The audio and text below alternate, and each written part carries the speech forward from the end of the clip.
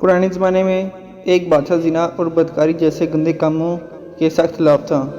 इस बादशाह की एक बहुत ही खूबसूरत और हसीना जमील बेटी थी। शहज़ादी के हुस्न पर सब दरबारी आशिक थे।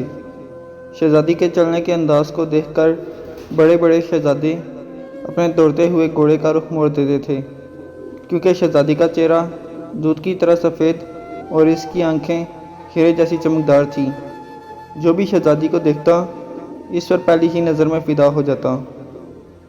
अब शहज़ादी जवान हो चुकी थी, लेकिन बादशाह सलामत ने इसकी शादी अभी तक किसी के साथ नहीं की थी। शहज़ादी अपने मुंह से अपने बाप को कुछ कह नहीं सकती थी, लेकिन आहिस्ता आहिस्ता इसके दिल में किसी नामहरम के साथ बदकारी करने की ख्वाहिश पैदा होने लगी। एक दिन शहज़ादी बादशाह की गैर मौजूदगी में महल की छत पर गई और वहां जाकर पूरी सल्तनत का नज़ारा कर रही थी कि अचानक शहज़ादी की नज़र जंगल में एक झोंपड़ी पर पड़ी, जिसके आगे एक नौजवान बगैर कमीज़ के वर्जिश कर रहा था।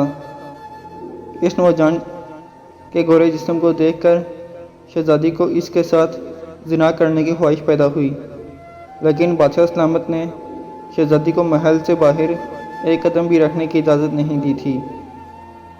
शहज़ादी तलवारबाजी और निशानाबाजी की भी बहुत माहिर थी।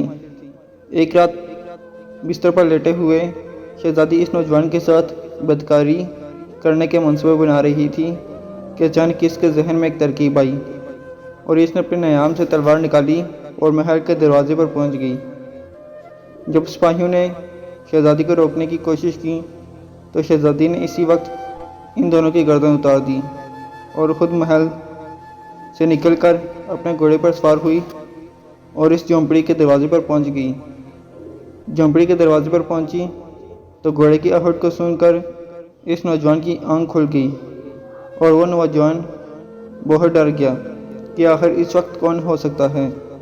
जैसे ही इस नौजवान की आंख खुली तो इसने अपने सामने शहज़ादी को पाया। इसके बाद शहज़ादी ने इसकी गर्दन पर तलवार रखी और इसे कहने लगी कि तुम्हें मेरे साथ जिना करना होगा।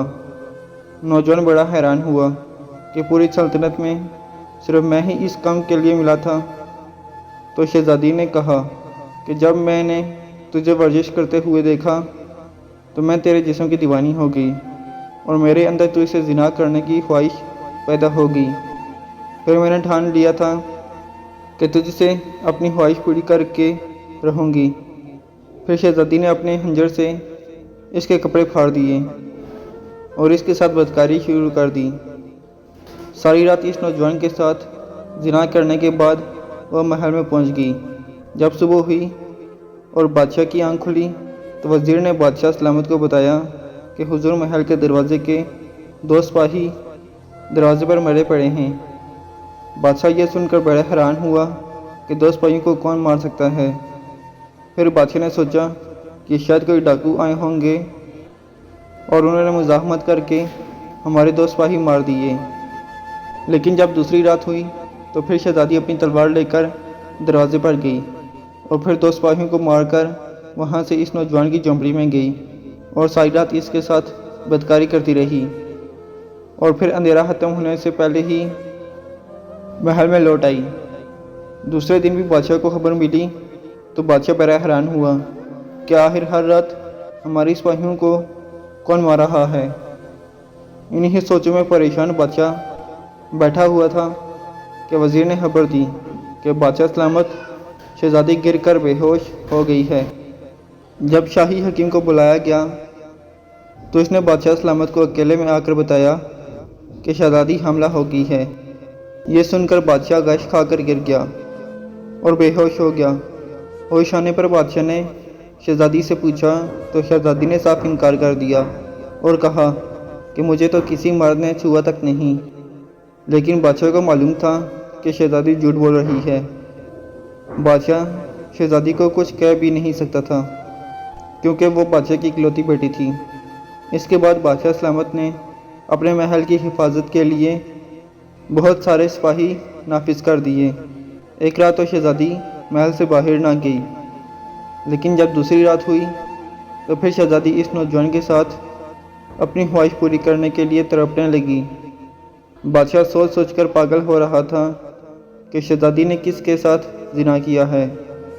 انہی سوچوں میں گم بادشاہ سلامت بیٹھا ہوا تھا کہ وزیر نے کہا، حضور میرے پاس ایک ترکیب ہے جس پر عمل کر کے ہم پتہ لگا سکتے ہیں کہ شہزادی کس کے ساتھ زنا کرتی ہے۔ بادشاہ نے کہا کہ وہ کون سی ترکیب ہے جس سے ہم اس بدبخت کا پتہ لگا سکیں۔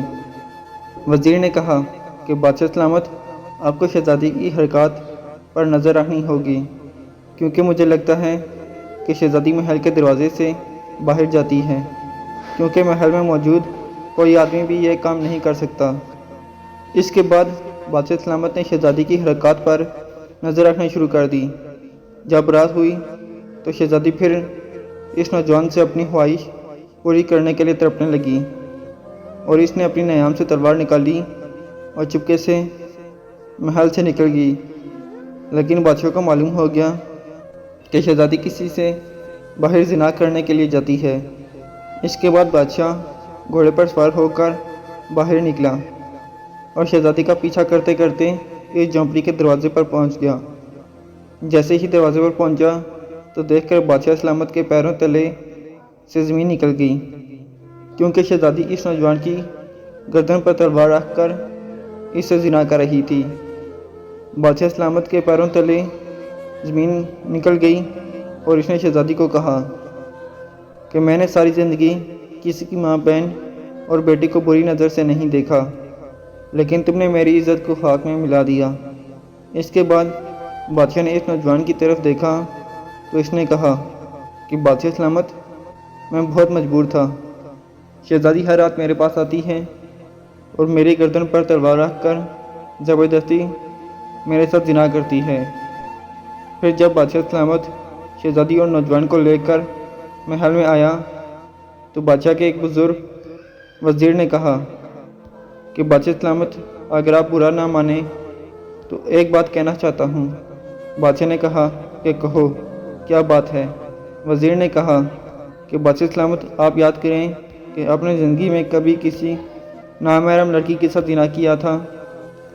بادشاہ نے اپنی ماضی میں نظر دوڑائی تو اس کو ایک واقعہ یاد آیا کہ جب میں جوان تھا تو ایک دفعہ ایک گاؤں سے گزرتے ہوئے مجھے ایک لڑکی پسند آ گئی اور میں نے اس غریب کی بیٹی کے ساتھ زبردستی زنا کیا تھا اور پھر وہاں سے چلا گیا، لیکن اس کے بعد میں نے اس گناہ کی توبہ نہیں کی۔ پھر بزرگ بولا، بادشاہ سلامت، زنا انسان پر قرض ہوتا ہے اور آج آپ نے وہ قرض چکا دیا۔ اگر آپ نے اسی وقت اپنے گناہ کی معافی مانگ لی ہوتی تو شاید آپ کو یہ دن دیکھنا نہ پڑتا۔